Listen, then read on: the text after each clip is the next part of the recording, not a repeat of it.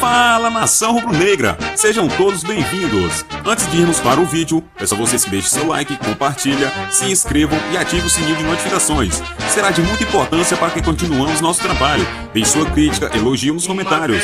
Vamos para o vídeo. Valeu!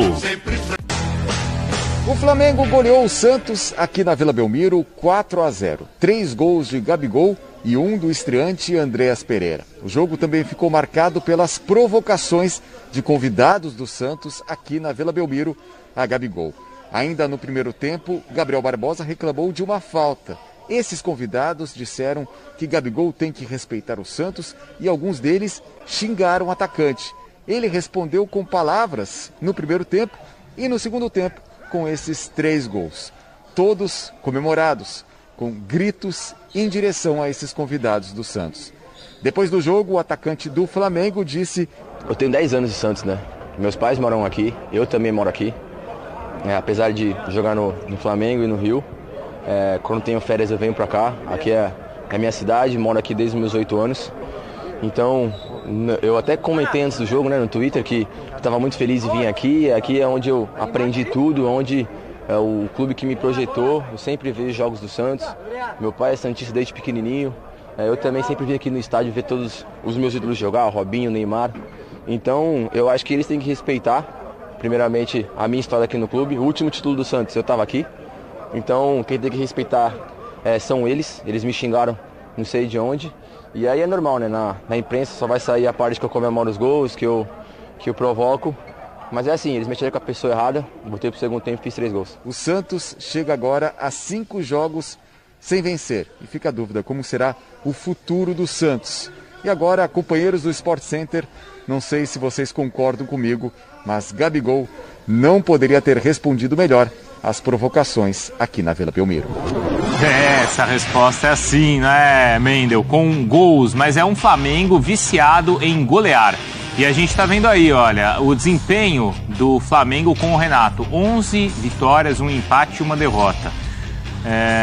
E a gente tem ali, ó, com 4 gols ou mais marcados, 8 partidas. Não marcou apenas na derrota por 4-0 para o Internacional. Nos outros jogos, a gente tá vendo aí 1 gol marcado em 2 partidas, 2 gols em 1 jogo, 3 gols em 1 partida e 4 gols em 8.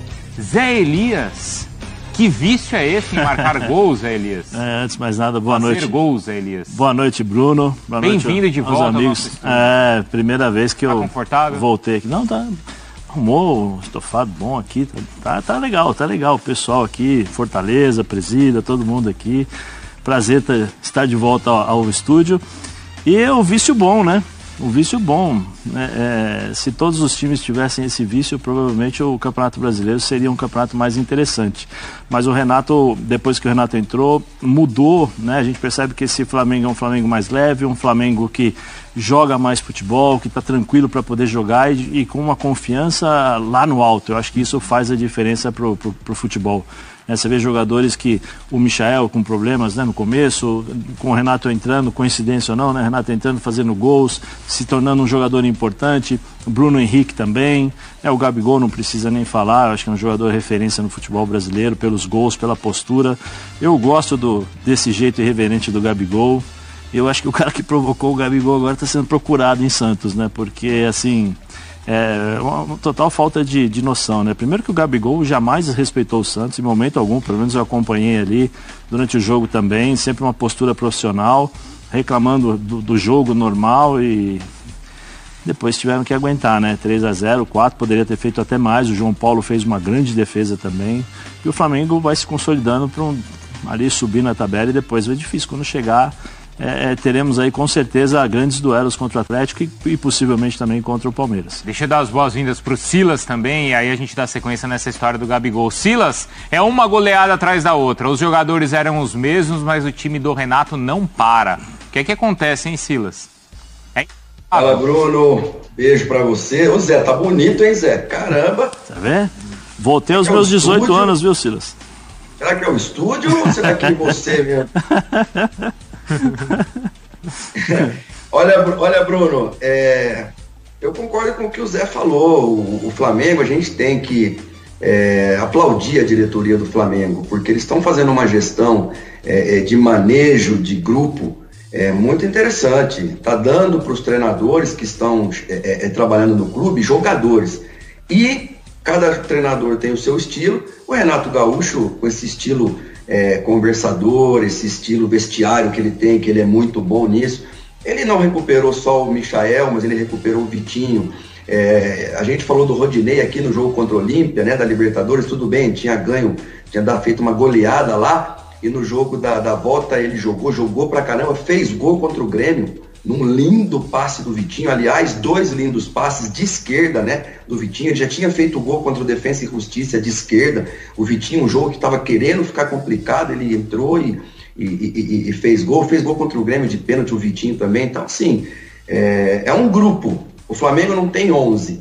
O Flamengo tem 11 e tem mais 8 excelentes jogadores, Thiago Maia, ou seja, jogadores, os meninos da base que quando são chamados respondem à altura e joga para frente. Eu acho que esses números que a gente acabou de ver aí, mais de 8 jogos com mais de 4 gols ou mais, é porque é um time que está feliz e joga para satisfazer o público que também paga para ver, né, para ver esse Flamengo que está arrasador.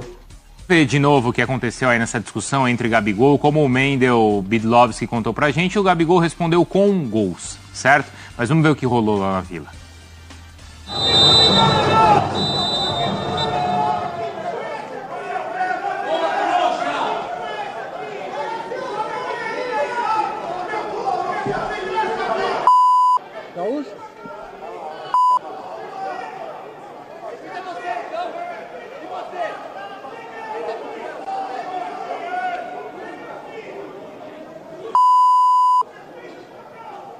Então, eu tenho 10 anos de Santos, né?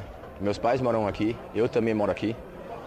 Apesar de jogar no Flamengo e no Rio, quando tenho férias eu venho pra cá. Aqui é a minha cidade, moro aqui desde meus 8 anos.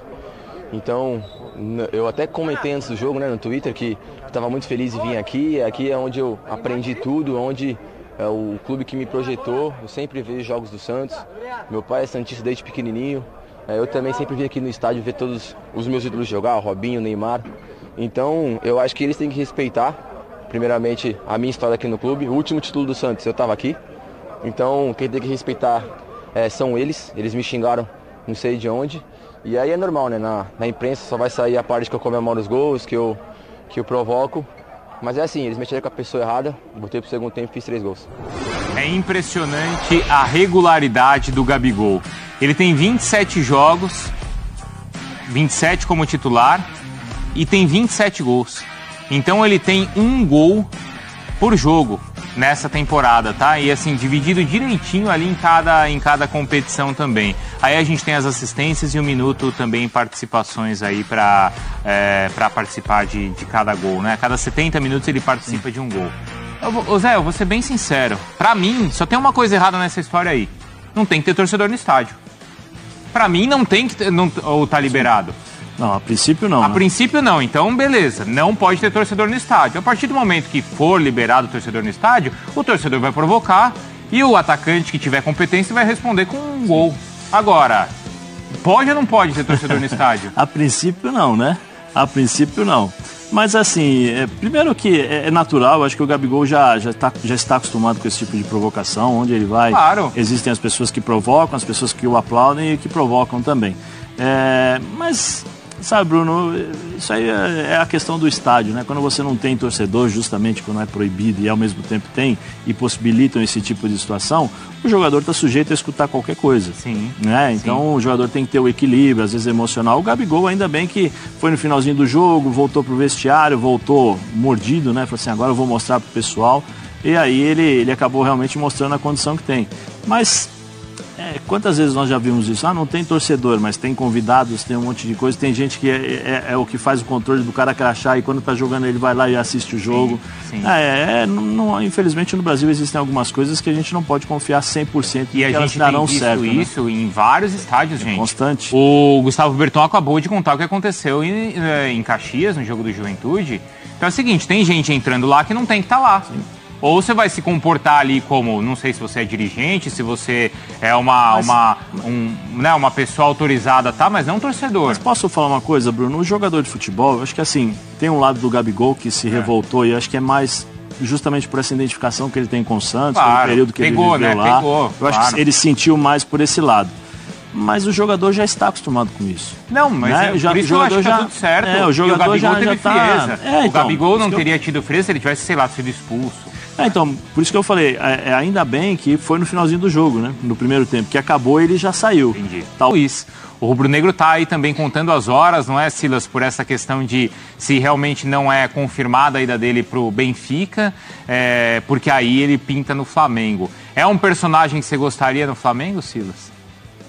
Eu acho que qualquer time brasileiro gostaria de ter o Davi Luiz. Um cara, um líder, um cara que muitos anos na Europa, um cara que sabe o que é grupo, brilhou na seleção brasileira, e o Flamengo está dando aula de contratação. Se conseguir trazer mais esse jogador, aí vai ficar cada vez mais difícil para os outros times. A gente vê um Atlético Mineiro aí também se reforçando muito, a gente vê um Palmeiras se reforçando muito, mas eu acho que esses dois times que eu citei, né, ainda não estão à altura de um Flamengo no que diz respeito a elenco. Né? É muita gente para muitas competições, prazos curtos para treinamento, competições importantes, e o Flamengo é isso. O Flamengo tem hoje muitos jogadores, muitos craques, né? E o Davi Luiz seria mais um para reforçar um setor que nos últimos tempos tem sido talvez o setor com mais deficiência, né? O miolo da zaga. Principalmente por causa das contusões do Rodrigo Caio, Zé. Especialmente por isso, né? Acho que especialmente por isso. Pela liderança que o Rodrigo Caio tem na zaga, não só na questão de posicionamento, mas a postura dele, né? A postura dele dentro de campo já faz com que os jogadores que estão jogando ao seu lado já mudem em termos de concentração, em termos de posicionamento. Ele é um jogador rápido, então ele tem a condição de, mesmo às vezes chegando um pouquinho, se posicionando um pouquinho mal, ele tem a capacidade de recuperação na fase de cobertura. Então ele é um bom jogador e isso o Flamengo sente falta, porque o Gustavo agora com o Renato melhorou bastante, o Léo também melhorou bastante, mas mesmo assim ainda as pessoas, os torcedores ainda sentem um pouco essa insegurança da zaga do Flamengo. Eu acho o Davi Luiz um grande jogador sensacional, espetacular em relação à personalidade que ele tem. Ele erra, ele vai lá, ele continua, ele tenta, ele busca, ele joga com o coração. E assim, o Silas vem falando da diretoria do Flamengo, mas eu acho que assim, além da diretoria, tem uma coisa que eu acho que o todo do Flamengo faz com que todo e qualquer jogador que conheça o futebol brasileiro queira jogar no Flamengo. Por quê? Primeiro, a torcida é apaixonante. Todo mundo que joga no Flamengo e todo mundo que já jogou contra o Flamengo ou que assiste um jogo do Flamengo sabe que a torcida é apaixonada, né? A torcida é diferente. Opa, peraí, eu vou jogar para essa torcida. Eu quero me tornar ídolo dessa torcida. Depois você tem a torcida. Você tem um time que é considerado favorito em qualquer campeonato que joga na América do Sul. Né? E é um time que joga futebol. Você fala, opa, peraí. Voltar ao Brasil, depois de tanto tempo, num time que me dá a possibilidade de jogar na maior torcida do Brasil e, ao mesmo tempo, títulos. Isso é fundamental para quem Você acha que o Renato atrai? Também. Vou trabalhar com o Renato? Também. O Renato, Bruno, o Renato só se faz, pelo amor de Deus, não me entendam mal. O Renato só se faz de personagem, mas de forma inteligente, porque ele no trabalho, no dia a dia, é um cara inteligente. Ele vivenciou tudo isso que essas pessoas estão vivenciando, que esses jogadores estão vivenciando, ele vivenciou com o Grêmio. E na época, o Renato era neném, perto dos jogadores que existiam no Grêmio. Né? Então, assim, toda essa convivência, toda essa experiência que ele teve ao longo de jogador, ele consegue fazer uma leitura exatamente de como pensa o Gabigol, qual as consequências de eu tirá-lo de determinada maneira, como eu vou fazer para substituí-lo, como é que eu vou posicionar o meu meio-campo, como eu vou ganhar o Michael que estava mal, o Vitinho, vem cá, acredita em você, joga. Tudo isso faz parte do pacote. Diego, Felipe Luiz. Tudo isso faz parte. Então o Renato traz para ele o personagem Renato Gaúcho, quando na verdade esse personagem é super inteligente, porque ele aproveita a experiência a seu favor, né?